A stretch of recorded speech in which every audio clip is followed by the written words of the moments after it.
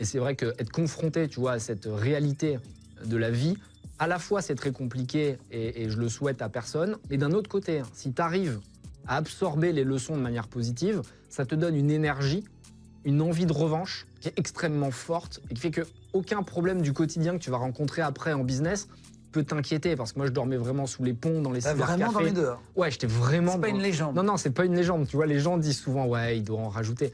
Non, c'est une vraie galère. Tu vois, j'étais dans les cybercafés, j'étais dans des hôtels miteux à 25 balles la nuit. C'était compliqué dans les bus, je restais le plus longtemps possible.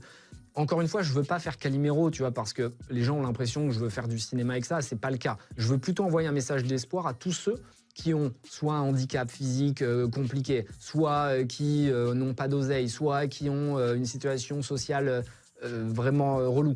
Vous pouvez y arriver. En fait, si moi je le dis pas, c'est-à-dire que les jeunes perdent espoir, ils se disent, dans tous les cas, on ne pourra jamais réussir. Et si tu enlèves le rêve, si tu enlèves l'espoir, moi honnêtement, j'aurais pu très mal finir. Et je dis souvent, tu vois, des trucs volontairement un peu choquants, mais j'aurais pu être un reclus de société, un repris de justice, j'aurais pu très mal finir. Parce qu'en fait, quand t'as plus d'espoir et que personne ne t'aide, t'as l'impression que la vie est contre toi. Et donc tu te dis, perdu pour perdu, j'aurais pu faire des trucs de fou. Et heureusement, j'ai fait quelques rencontres positives qui m'ont permis de me rattraper.